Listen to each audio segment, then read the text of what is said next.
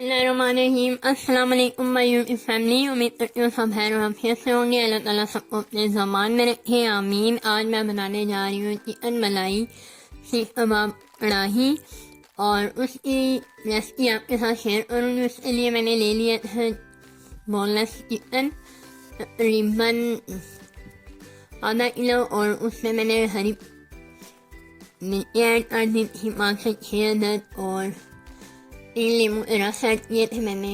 अदरक लहसुन का पेस्ट, हरी मिर्ची थी और प्याज थी दरमियानी साइज की छोटी 2 अदद, और इन सब को मैंने ब्लेंड कर लिया था ग्राइंडर में।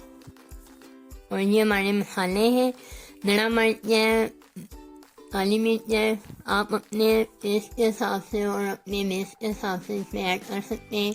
जीरा मसाला था, गरम मसाला था, और ये एक अदद मैंने इसमें अंडा ऐड किया और 2 ब्रेड की स्लाइसेस ऐड करूँगी इसमें। नमक था, हल्दी जायका अपने टेस्ट के हिसाब से आप इसमें ऐड कर सकते हैं।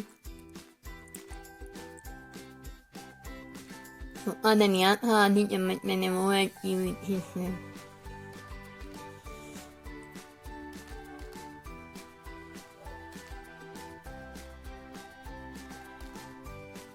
मुझे याद नहीं रहा, ब्रेड को आप मैशर में भी मैश कर सकते हैं, तो मुझे तो बाद में याद आया तो मैंने इस तरह ऐड कर ली।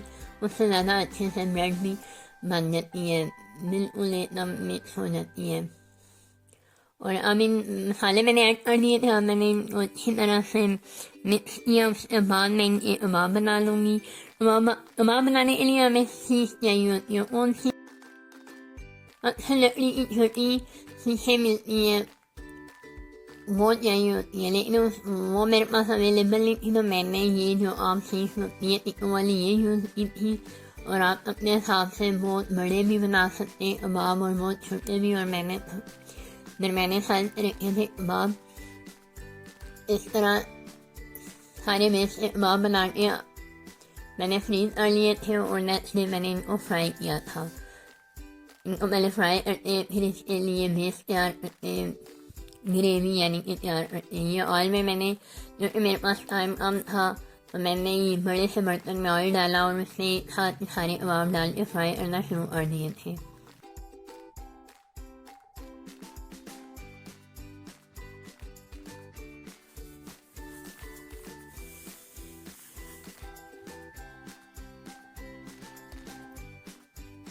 बहुत ज़्यादा तेज़ आंच नहीं करनी, दरमियानी आंच पे अपने कबाब आपने फ्राई करने। ये माशाल्लाह से मेरे सारे कबाब फ्राई हो चुके हैं। और इसमें एक चीज़ मैंने ऐड करनी थी, आपको बताना भूल गई। जब आप बेस तैयार करते तो 2 से 3 चम्मच आप घी इस्तेमाल करें। ऑयल से बेहतर है कि आप घी इस्तेमाल कर लें। तो ये घी मेरे पास काजू थे तकरीबन 1 मुट्ठी, इसको मैंने ग्राइंड कर लेने।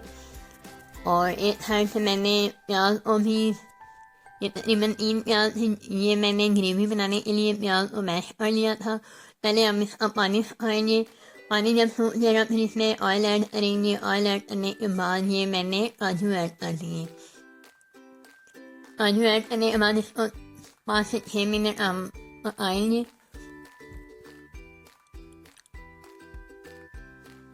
फिर इसमें जब देखिए हमारे काजू हो चुके हैं, फिर हमने इसमें मसाले ऐड करने हैं। सूखा धनिया, गरम मसाला, नमक, हल्दी जायका और काली मिर्च हमने इसमें ऐड कर देनी है।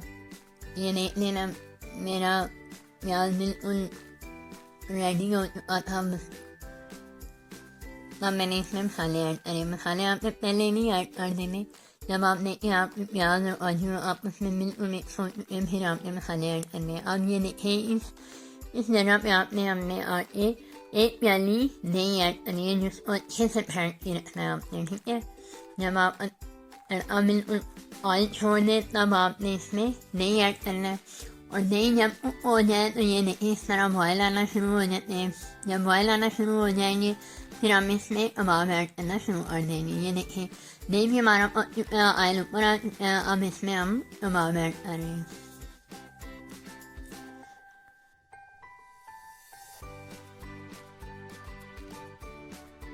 आप सबसे रिक्वेस्ट है प्लीज़ मेरे चैनल को सब्सक्राइब करें, लाइक करें और शेयर किया करें मेरी वीडियो को। और अगर वीडियो अच्छी लगे तो कमेंट लाजमी किया करें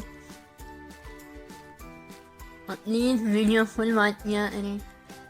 और ये देखें जब हमारे कबाब कुक हो जाएंगे, इसमें ये देखें बॉयल आना, फिर से एक बार फिर बॉयल जब आ जाए तो हमने ये मलाई क्रीम डायरेक्ट डाल देनी है, कोई फेंट के नहीं डालनी, हमने उसकी इसको डायरेक्ट डाल देना और 5 से 6 मिनट कुक होने देना। और माशाल्लाह से ये देखें हमारी चिकन मलाई सी कबाब फ्राई तैयार है। ज़रूर ट्राई करें, माशाल्लाह से बहुत टेस्टी बनती है।